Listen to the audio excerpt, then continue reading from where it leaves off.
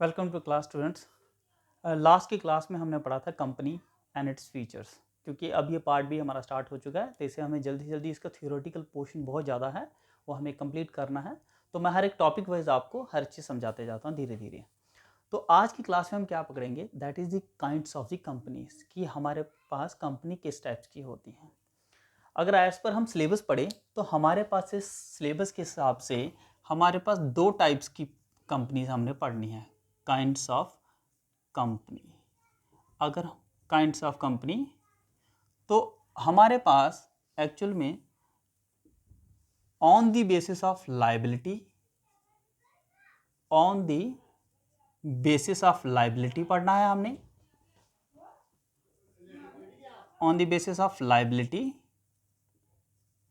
And on the basis of members. ये हमारे पास जो सिलेबस के हिसाब से क्लास 12th में जो हमें है, इस तरह से हमारे पास डिफरेंट टाइप की और भी कंपनीज हैं, बट सिलेबस के हिसाब से हमें दो टाइप्स की कंपनीज को कवर करना है। अब इसमें लायबिलिटी के बेस पर डिवाइड किया हुआ है और मेंबर्स के बेस पर डिवाइड किया हुआ है। तो लायबिलिटी के बेस पर हमारे पास किस टाइप्स की कंपनी हो सकती हैं, that is limited by shares. वो कंपनी जो जिनका जो लायबिलिटी है वो लिमिटेड बाय शेयर्स होता है। अब वो कौन सी कंपनी होगी? अगर लास्ट की क्लास में आपको याद होगा, मैंने आपको बताया था कि शेयर्स के हिसाब से मान लो कोई कंपनी है जिसने 100 शेयर इशू किए हैं, ठीक है, और 100 रुपए के हिसाब से उसका अमाउंट 10,000 बनता है। तो 50 शेयर्स का उसने पेमेंट पे कर दिया 5,000 और 50 शेयर्स का उसने नहीं पे किया, तो ये पेड अप हो गया और ये अनपेड हो गया। तो जो कंपनी की जो लिमिटेड बाय शेयर्स कहती है कि उस बंदे की, उस कंपनी, उसकी जो जिम्मेदारी है वो अनपेड शेयर्स की होती है। जो उसने पे कर दिया वो उसकी लायबिलिटी कंप्लीट हो जाती है, तो जो नहीं पे किया वो उसकी लायबिलिटी बनी रहती है। तो ये है लिमिटेड बाय शेयर्स। इसके बाद हमारे पास ऑप्शन है limited by guarantee. Limited by guarantee. अब यहां ये कहता है लिमिटेड बाय गारंटी के अकॉर्डिंग, मान लो एक कंपनी में लॉस हो जाता है, तो कुछ भी हो जाता है, तो उसके जो शेयर होल्डर्स हैं उन्होंने गारंटी दी हुई होती है। गारंटी वो कहते हैं कि मान लो एक कंपनी को 1 लाख रुपए, 1 करोड़ रुपए का लॉस हो गया, तो कंपनी के जो शेयर होल्डर्स होंगे, हम पैसा तो उन्हीं से लेंगे ना उनको पे करने के लिए।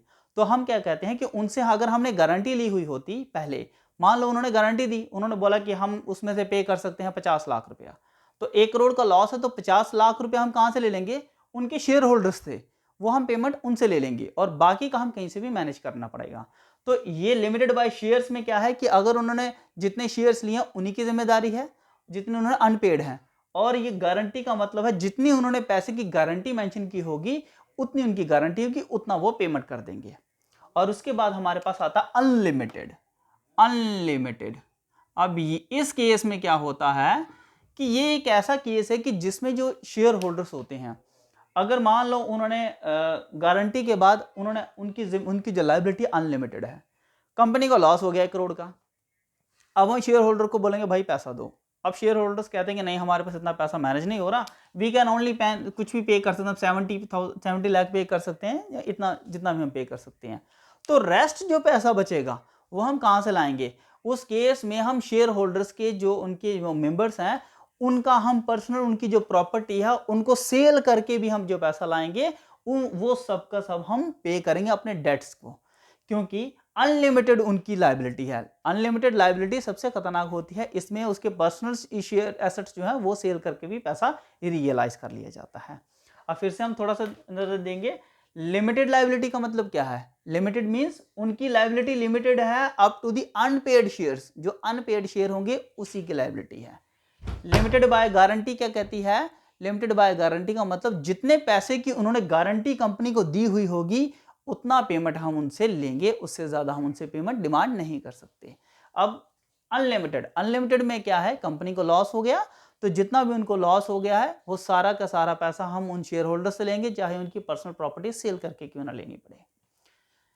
नेक्स्ट आता है हमारे pass on the basis of A members के बेस पर हमारे पास यहां पर भी 3 टाइप्स की कंपनी है। आज से कुछ साल पहले हमारे पास यहां 2 ही टाइप की कंपनी होती थी, private and public company. Private company, public company and one person company, ये हमारा नया इसमें इंट्रोड्यूस हुआ है। अब प्राइवेट कंपनी कौन सी होती है? प्राइवेट कंपनी वो कंपनी होती हैं जिसके मिनिमम 2 मेंबर होते हैं और मैक्सिमम 200 मेंबर्स हो सकते हैं। इसके मिनिमम जो मेंबर्स होंगे that is the 2 members and जो मैक्सिमम मेंबर्स होंगे दैट इज द 200। आज से कुछ साल पहले इस केस में क्या होता था, प्राइवेट कंपनी में 50 मेंबर्स होते थे मैक्सिमम, बट वो बाद में कुछ कंपनी लॉ में कुछ चेंजिंग की गई और उसके हिसाब से प्रोविजंस के हिसाब से उन्होंने इसमें 200 मेंबर्स कर दिए हैं। अब हम पब्लिक कंपनी में जाएं तो पब्लिक कंपनी वो है जिसके मिनिमम मेंबर्स जो होते हैं 7 होते हैं और मैक्सिमम दैट इज अनलिमिटेड, ये कितने भी हो सकते हैं, इसके मैक्सिमम नंबर ऑफ मेंबर्स। अब public company can be subsidiary of any other but private company can be subsidiary of any company but public company can not be subsidiary of any other company, क्योंकि public company जो है ये किसी की भी subsidiary नहीं हो सकती, प्राइवेट हो सकती है। अब आता है हमारे पास नया topic that is the one person company. One person company का क्या मतलब है? ये वो कंपनी होती हैं जो कि ऐसा आदमी चला सकता है जो कि रेजिडेंट ऑफ इंडिया होना चाहिए और वो किसी हमारे कंट्री से बाहर का नहीं होना चाहिए। दूसरा ऑप्शन इसमें क्या है कि जो भी वन पर्सन कंपनी होती है इसका जो टर्नओवर है, average turnover of last 3 year वो 2 करोड़ से ज्यादा नहीं होना चाहिए और उसकी जो पेड अप कैपिटल है और वो 50 लाख से ज्यादा नहीं होना चाहिए। ये कंडीशंस होती हैं तो उसको हम वन पर्सन कंपनी कह सकते हैं। तो आज के टॉपिक में हम यही पढ़ेंगे on the basis of liability and on the basis of members, ये हमारी कंपनी कौन कौन सी होती हैं। इसमें लिमिटेड बाय शेयर्स है, अनलिमिटेड बाय गारंटीड है और अनलिमिटेड है। इसमें प्राइवेट कंपनी, पब्लिक कंपनी और वन पर्सन कंपनी है। ये हमारे आज के टॉपिक में हम इतना ही कंप्लीट करेंगे। जय हिंद, जय भारत।